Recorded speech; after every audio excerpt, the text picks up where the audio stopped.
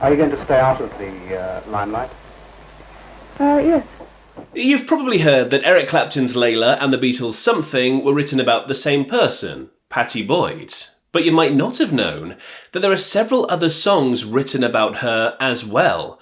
In fact, she's known to be one of rock music's greatest ever muses. Oh, and let me know in the comments if you think I've missed any. Let's go back to 1964 and the set of the Beatles' first film, A Hard Day's Night. Pattie Boyd, who had been working as a model in print and television since the age of around 18, landed a role in the film. I'm sorry, miss, you mustn't fraternise with me prisoners.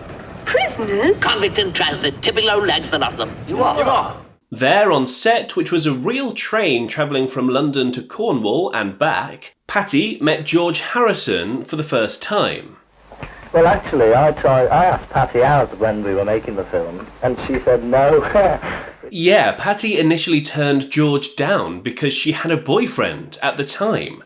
However, shortly after filming on the train, the two met again at a press shoot for the film, and by then Pattie had broken up with her boyfriend and was free for George to swoop in. 18 months later, they were married. George was so adorable when he was away on tour because he missed me and I missed him dreadfully. And he would write amazing letters from different hotels and wonderful postcards. The second song George Harrison ever wrote for the Beatles was written about Pattie Boyd. I Need You was included on 1965's Help. I need you. I need you. Now, judging by the lyrics in this song, it sounds like maybe the two weren't in the best place when George wrote it. Perhaps Pattie Boyd left him temporarily. Now, Pattie learnt the hard way fairly early on that a relationship with George wasn't going to be a normal relationship. Brian Epstein had warned the two about this from the beginning. He acted brilliantly as a chaperone for the two, with their safety always in mind. However, an encounter after her first Beatles concert gave her a big realization. These girls chased me into an alley, kicking me and pulling my hair. It was quite frightening. I began to realize, oh my god, he's not just my George. I hadn't completely taken into account that he had so many thousands or millions of fans. I had thought that they would greet me respectfully, which most of them did. But a few were very upset because they thought George was for them. Next, George wrote If I Needed Someone, released on Rubber Soul, also in 1965. If I needed someone.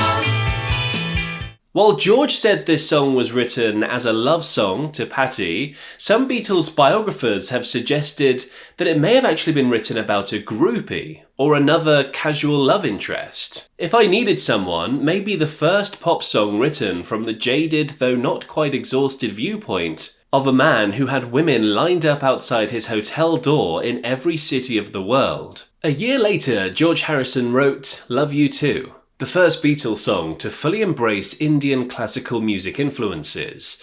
This one's written partly about Pattie and is also influenced by Harrison's LSD use. Love me while you can.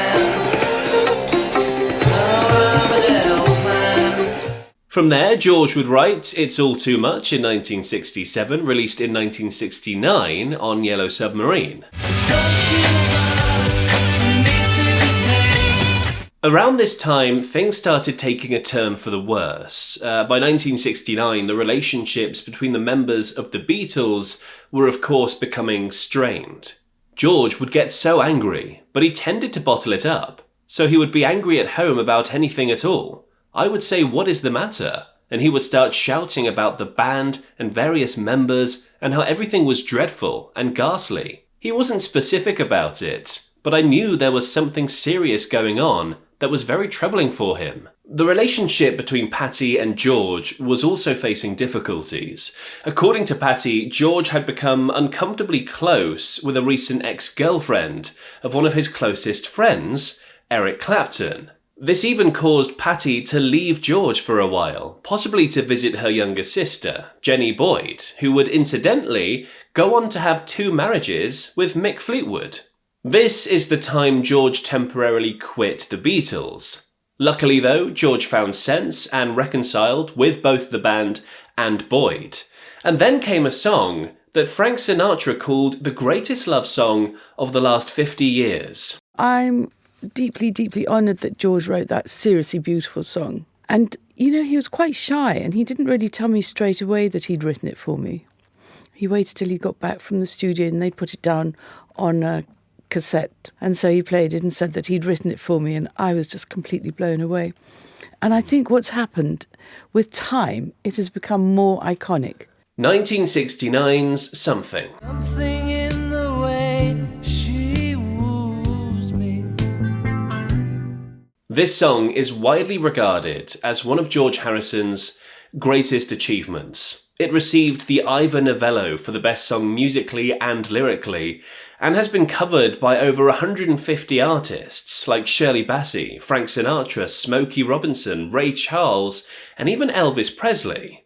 The final song George wrote for Pattie, while in the Beatles, was For You Blue, appearing on the group's final album, Let It Be, in 1970. I loved you from the moment I saw you. Behind the scenes, though, things were unravelling. With George done with the Beatles, he was looking for the next thing.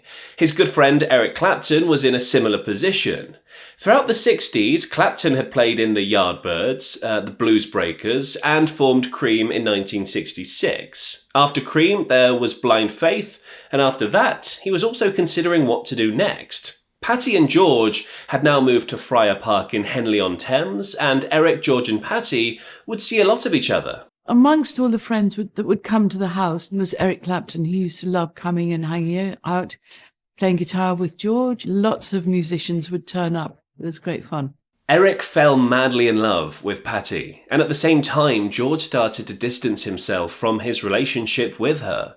Busy with frequent recording, Eric would send a covert letter to Pattie, confessing his love and asking if she still had feelings for George, or if she might have feelings for him. The pair would see each other secretly, and on one occasion, Eric showed her a new song he had been working on with his new group, Derek and the Dominoes. You got me on my knees, baby. It was so beautiful and magical. There was such a passion and energy in the song. I was so flattered, but I was also so worried that George would work out why Eric had written this song.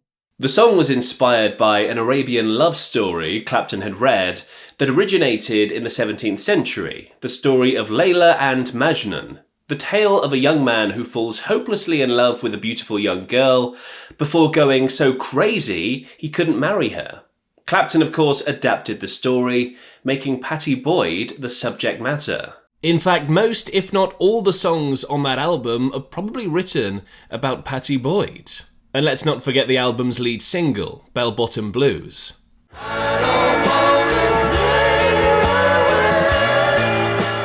Clapton's message to Pattie Boyd was pretty clear. Eric wanted me to leave George, and I said that I didn't know, that I was very confused and couldn't make up my mind, and then I didn't see him for about 4 years.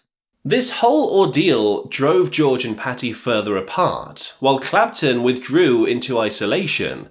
In the early 70s, Boyd would become a muse for yet another legendary rock star, Ronnie Wood.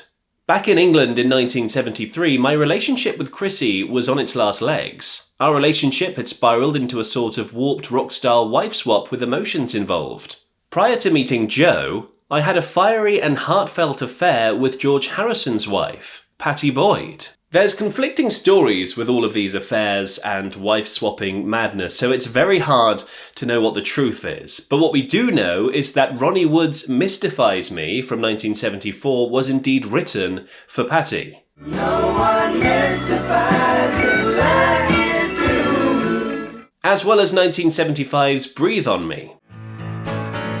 Open your mouth and breathe on me.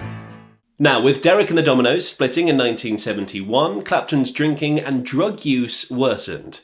By 1974, he had kicked the drugs, but was still drinking heavily. Meanwhile, George Harrison released All Things Must Pass, and Living in the Material World, but his marriage kept deteriorating, hitting rock bottom when he had an affair with Ringo Starr's wife, Maureen, which ended the marriage for good. George wrote So Sad, released on Dark Horse in 1974, about his failing marriage.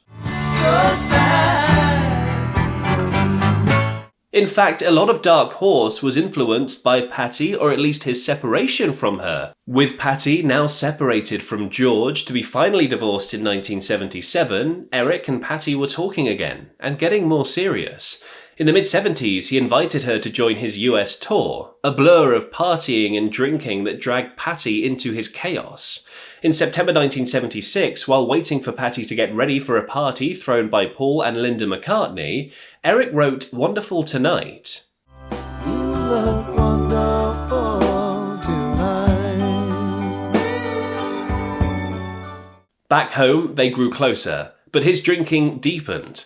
And after waiting years to be with her, he began shutting her out, even banning her from tours. Pattie, now divorced from George, felt like history was repeating itself. Pattie Boyd was described as the great love of your life. True? I don't know, Ed. I don't know, because I don't know if I was capable of knowing what love was then. I was obsessed with this woman. So that's why I said I don't know if I loved her. Because as a practicing drunk, which I was then, I just wanted something very badly. Pattie, unimpressed with Eric Clapton, spent time in America with friends and family until Eric called. He asked her to marry him, and she said yes, and they wed the following Friday. George, Paul and Ringo all attended and even jammed together at the reception. A near Beatles reunion spoiled only because John Lennon never got his invitation. Although now married, Clapton would continue to be distant from Pattie. By 1985, their marriage was seriously declining, again fueled by Clapton's alcoholism. Eric wrote She's Waiting.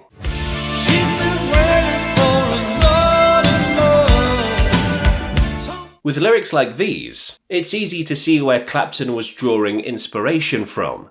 In fact, a lot of the songs on 1985's Behind the Sun are written about their troubled marriage, and their marriage would soon end for good. What brought an end to it? I think recovery for me, stopping drinking and realizing that I couldn't live the old life. In fact, when I first stopped drinking, I kind of experienced a long period of impotency, which was pretty scary. And, all it was that I hadn't performed any kind of sex act with a woman sober in my life. They divorced in 1989, and the song Old Love documented the marriage's end. Oh, love. It's important to say that despite all the cheating and deception and heartbreak, everyone surrounding Pattie Boyd remained amicable. There was no lingering grudges or ongoing feuds, which is so great for us because it means all of that information, that incredible history, can be freely shared without anyone blocking it or denying it, which makes all of the songs mentioned that little bit richer. If you like Beatles history, by the way, you'll want to watch this video about the recording session that broke the band. Seriously, John Lennon stormed out of the building because of how furious he was. Give that a watch next.